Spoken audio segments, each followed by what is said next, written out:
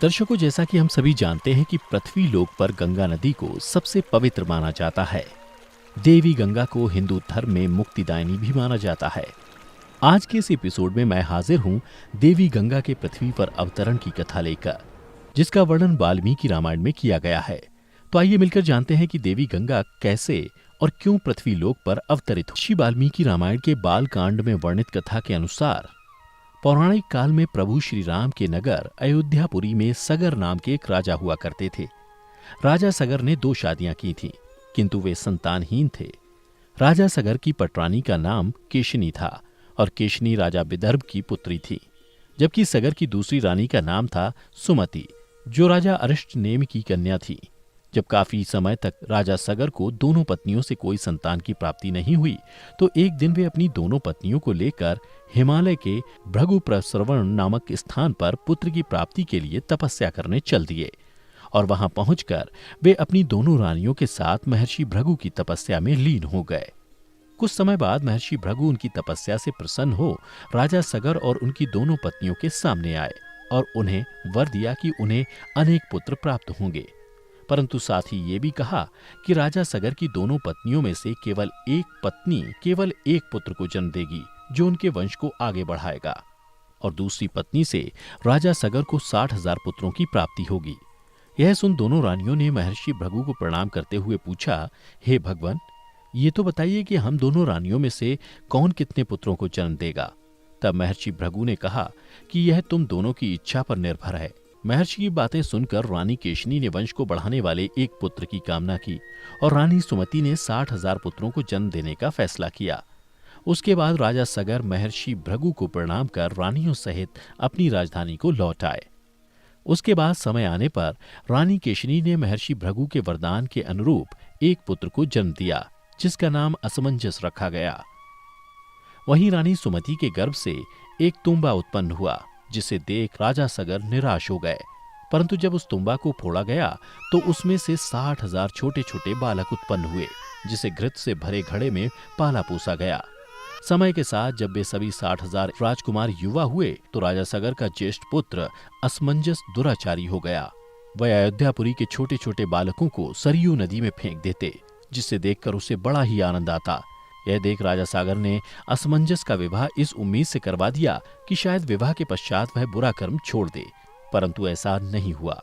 फिर अंत में राजा सागर ने अपने ज्येष्ठ पुत्र असमंजस को अपने राज्य से निर्वासित कर दिया। राज्य से निर्वासित होने के बाद असमंजस की पत्नी ने एक पुत्र को जन्म दिया, जिसका नाम अंशुमान रखा गया। बड़ा होने पर असमंजस का वह पुत्र सदाचारी और पराक्रमी हुआ। कुछ समय बाद राजा सगर के मन में अश्वमेध यज्ञ करने का विचार आया।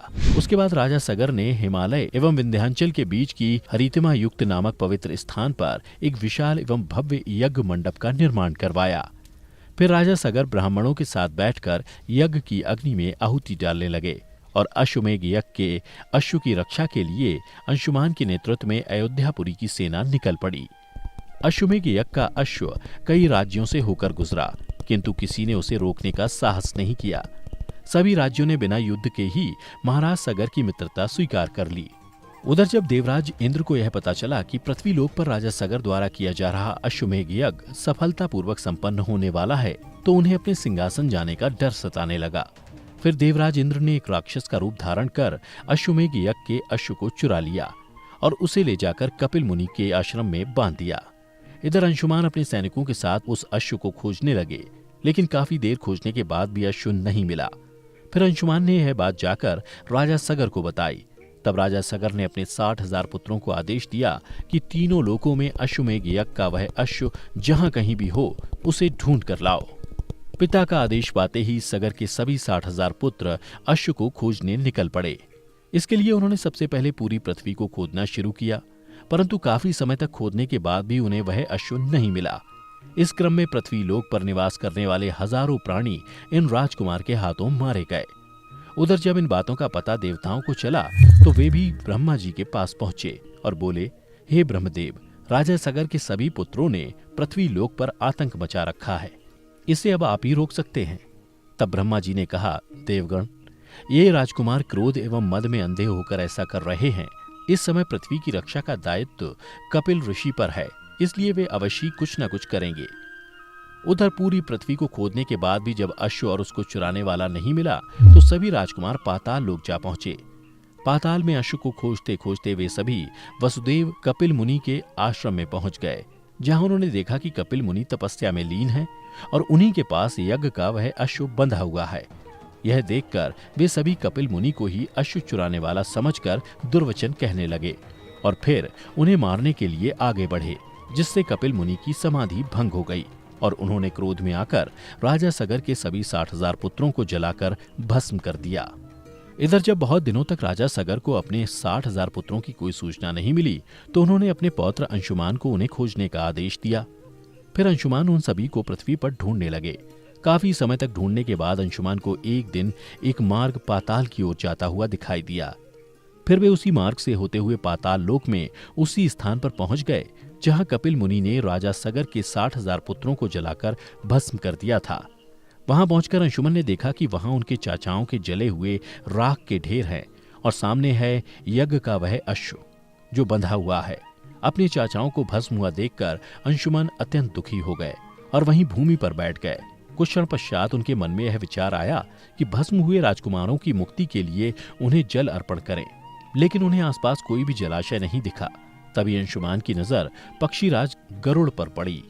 फिर अंशुमान ने उन्हें प्रणाम करते हुए पूछा, हे पक्षीराज, मैं अपने चाचाओं का तर्पण करना चाहता हूँ। समीप में अगर कोई सरोवर हो तो कृपा कर उसका पता बताएं, और यदि आपको इनकी मृत्यु के बारे में कुछ भी पता हो तो वो भी बताएं। तब गरुड़ जी ने अंशुमान को बताया कि कैसे देवराज इंद्र ने उस अश्व को चुराया और कपिल मुनि के पास छोड़ दिया, और जब उसके चाचा उस अश्व को ढूंढते हुए यहाँ पहुंचे तो कपिल मुनि के साथ दुर्व्यवहार करने के कारण उन सभी को उन्होंने जलाकर भस्म कर दिया। तत्पश्चात गरुड़ जी ने अंशुमान से कहा कि ये सब अलौकिक शक्ति वाले दिव्य पुरुष के द्वारा भस्म किए गए हैं। गंगा के जल से ही तर्पण करने पर इन सब का उद्धार संभव है। इसलिए अब तुम अश्व लेकर वापस चले जाओ ताकि तुम्हारे पितामह यज्ञ पूर्ण कर सकें। गरुड़ जी के मुख से सारी बातें सुनने के बाद अंशुमान उनसे विदा लेकर वहां से चल दिए। अयोध्या पहुंचकर अंशुमान ने सारी बातें राजा सगर को बताईं, जिसे सुनकर वे दुखी हो गए और फिर उसी दुखी मन से उन्होंने यज्ञ पूरा किया। उसके बाद अपने पुत्रों की मुक्ति के लिए वो देवी गंगा को पृथ्वी पर लाने के उद्देश्य से तपस्या करने वन में चले गए। कुछ वर्ष पश्चात तपस्या में लीन राजा सगर स्वर्ग सिधार गए। राजा सगर के देहांत के पश्चात अंशुमान ने भी गंगा को लाने के लिए तपस्या की, लेकिन वो भी सफल नहीं हो सके और स्वर्ग सिधार गए। अंशुमान के परम प्रतापी पुत्र दिलीप हुए।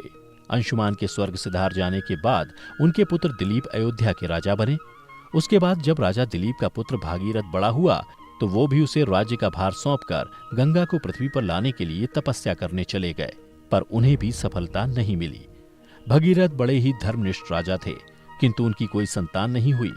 इस पर वे अपने राज्य का भार मंत्रियों को सौंपकर स्वयं गंगावतरण के लिए गोकर्ण नामक तीर्थ पर जाकर कठोर तपस्या करने लगे। भागीरथ के कई सालों की कठोर तपस्या के बाद ब्रह्मा जी प्रसन्न हुए और उनके सामने प्रकट होकर वर मांगने के लिए कहा। भगीरथ ने ब्रह्मा जी से कहा कि परमपिता, यदि आप मेरी तपस्या से प्रसन्न हैं तो मुझे यह वर दीजिए कि मेरे पूर्वज महाराज सगर के पुत्रों को मेरे प्रयत्नों से गंगा का जल प्राप्त हो, जिससे कि उनका उद्धार हो सके। साथ ही मुझे संतान प्राप्ति का भी वर दीजिए ताकि इक्ष्वाकु वंश आगे बढ़ सके। तब ब्रह्मा जी ने कहा कि संतान का तेरा मनोरथ शीघ्र ही पूर्ण होगा, किंतु देवी गंगा पृथ्वी पर अवतरित नहीं हो सकती, होने में एक समस्या है। यह सुन राजा भगीरथ ने कहा, हे भगवान, देवी गंगा पृथ्वी पर अवतरित क्यों नहीं हो सकती? तब ब्रह्मा जी ने कहा, हे वत्स भगीरथ, क्योंकि जब गंगा जी वेग के साथ पृथ्वी पर अवतरित होंगी तो उनके वेग को पृथ्वी संभाल नहीं सकेगी। गंगा जी के वेग को संभालने की क्षमता देवाधिदेव महादेव जी के अतिरिक्त किसी में भी नहीं है। इसलिए तुम्हें महादेव जी की कठोर तपस्या कर उन्हें प्रसन्न करना होगा। इतना कहकर ब्रह्मा जी अपने लोक को चले गए। इधर ब्रह्मा जी के जाने के बाद भगीरथ ने साहस नहीं छोड़ा और वे उसी जगह पैर के अंगूठे के सहारे खड़े होकर महादेव जी की कठोर तपस्या करने लगे। फिर 1 साल बाद देवादिदेव महादेव राजा भगीरथ की तपस्या से प्रसन्न हुए और उन्हें आशीर्वाद दिया और बोले, वत्स भगीरथ, हम तेरी मनोकामना पूरी करने के लिए गंगा जी को अपने मस्तक पर धारण करेंगे। और जब वे भयानक वेग से शिव जी के सिर पर अवतरित हुई तो देवी गंगा का यह अहंकार महादेव जी से छुपा न रहा। महादेव जी ने गंगा की वेगवती धाराओं को अपनी जटाओं में उलझा लिया। गंगा जी को इस प्रकार शिव जी की जटाओं में विलीन होता देख भगीरथ ने फिर शंकर जी की तपस्या की। भगीरथ की इस तपस्या से प्रसन्न होकर भगवान शंकर ने गंगा जी को हिमालय पर्वत पर स्थित विंदुसर में छोड़ा। छूटते ही गंगा जी 7 धाराओं में बट गईं। गंगा जी की 3 धाराएं राधनी, पावनी और नलिनी पूर्व की ओर प्रवाहित हुईं। सुचक्षु, सीता और सिंधु नाम की 3 धाराएं पश्चिम की ओर बहीं और 7वीं धारा महाराज भगीरथ के पीछे चली। जिधर जिधर भगीरथ जाते थे उधर उधर ही गंगा जी जाती थी। स्थान स्थान पर देव, यक्ष, किन्नर, ऋषि, मुनि आदि उनके स्वागत के लिए एकत्रित हो रहे थे। जो भी उस जल का स्पर्श करता था भव बाधाओं से मुक्त हो जाता था। चलते चलते गंगा जी उस स्थान पर पहुंची जहां ऋषि जाह्नवी यज्ञ कर रहे थे। गंगा जी अपने वेग से उनके यज्ञशाला को संपूर्ण सामग्री के साथ बहा कर ले जाने लगी। इससे ऋषि को बहुत क्रोध आया और उन्होंने क्रुद्ध होकर गंगा का सारा जल पी लिया। यह देखकर राजा भगीरथ निराश हो गए और वे महर्षि जाह्नवी से देवी गंगा को मुक्त करने का अनुरोध करने लगे और उन्हें सारी बातें बतलाईं। तब महर्षि जाह्नवी ने अपने कान के रास्ते देवी गंगा को मुक्त कर दिया। तभी से देवी गंगा का एक नाम जाह्नवी पड़ गया। फिर राजा भगीरथ उस ओर चल पड़े जहां उनके पूर्वजों की राख पाई हुई थी। फिर देवी गंगा भी उनके पीछे पीछे चलने लगी और कपिल मुनि के आश्रम पहुंचकर उन्होंने राजा सगर के 60,000 पुत्रों को मुक्ति दिलाई। फिर राजा भगीरथ ने उन्हें धन्यवाद दिया। उसके बाद ब्रह्मा जी ने प्रसन्न होकर भगीरथ को वरदान दिया कि तेरे पुण्य के प्रताप से प्राप्त इस गंगा जल से जो भी मनुष्य स्नान करेगा या इसका पान करेगा वह सब प्रकार के दुखों से रहित होकर अंत में स्वर्ग को प्रस्थान करेगा। जब तक पृथ्वी मंडल में गंगा जी प्रवाहित होती रहेंगी तब तक उसका नाम भागीरथी कहलाएगा। तो मित्रों, इस तरह देवी गंगा पृथ्वी लोक पर अवतरित